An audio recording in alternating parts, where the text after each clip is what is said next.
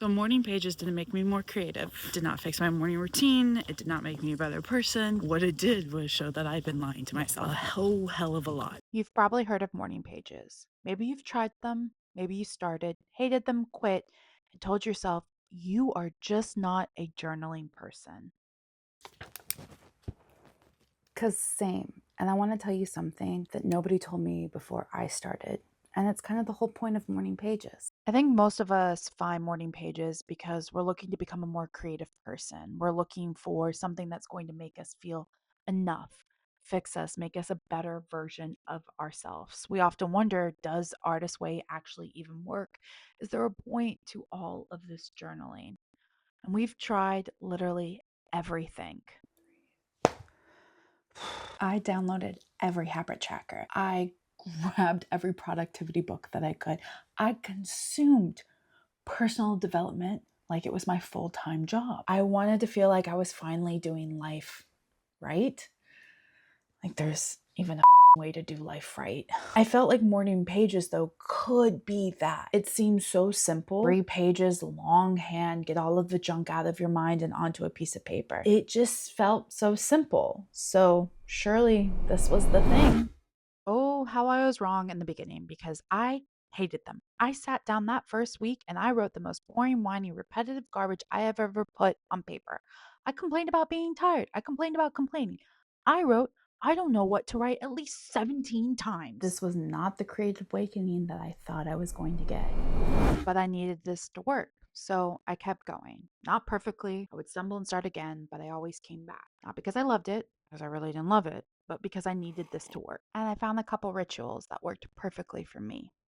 The first thing I changed was before I actually even picked up the pen. I stopped going straight from waking up to immediately hitting my journal and my morning pages. I'd actually get up, maybe lounge around in my bed, make a cup of coffee, and then I would come sit down and begin my journal.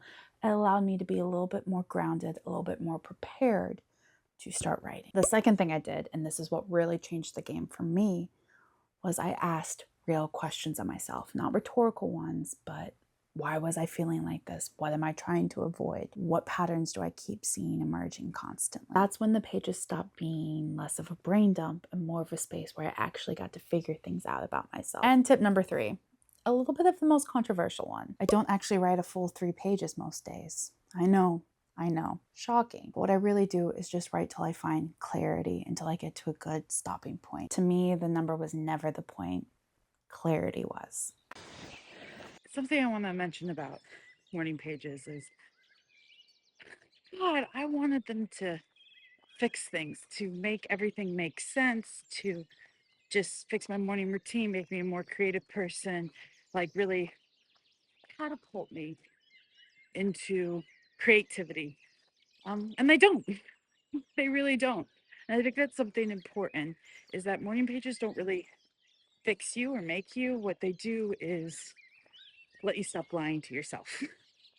That is what they do. I having essentially a dialogue with myself every single day where I get out everything that I'm feeling, what's holding me back, what I'm disappointed by.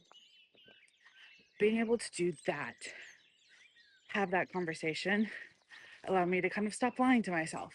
The biggest lie I've been telling myself was someday.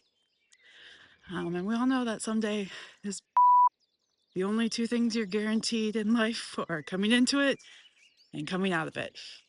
So why wait for someday when today feels like a perfectly good day? So by now, I guess you can see I kind of have a love-hate relationship with morning pages. Most mornings, it's great, but there are a couple mornings where often I'll close the journal and I feel a little raw and tender. I kind of hurt my own feelings some mornings, but I rather have that rawness and tenderness because it means it's working. Something's working. And I'd rather explore it than ignore it because I've spent so long ignoring it. And that makes the mountain harder to climb, especially when that mountain is you. Okay, let's go sit on the couch and be a little bit more cozy, because I'm gonna hold your hand when I say this, because no one held my hand when I had to say this to myself. If you are the kind of person that has been searching for the right routine, the right habit, the right journal, whatever that may be, that is going to make you feel like enough, morning pages won't do it. And I get it. I truly get it, because in the beginning, I thought it was going to fix me. I thought it was going to make me more creative, a more joyous, happy person. It was going to catapult me into enoughness, but it won't.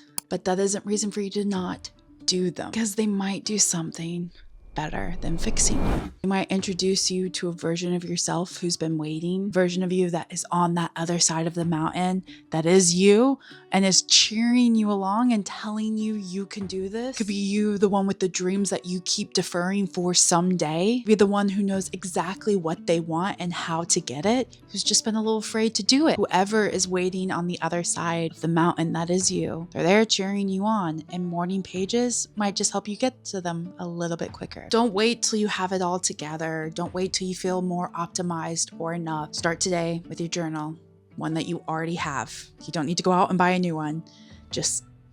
I know you've got a bunch of journals, because I have a bunch of journals. So grab that journal, write 3 pages or 1, wherever you find your clarity, and finally start telling yourself the truth. There's no one grading you on this. You can do it when you want, though I do recommend doing it sooner rather than later. And remember, just start the conversation. That's all this is a conversation with yourself. So if you want, you can start right now. You can start tomorrow. Don't wait for the right journal or the right time. There is no right time. Just start having a conversation with yourself. That's what's most important. I'll leave my prompts down in the description below to help get you started. And I can't wait to see you on the other side of the mountain, my friend, where someday becomes today. Happy journaling. You've got this.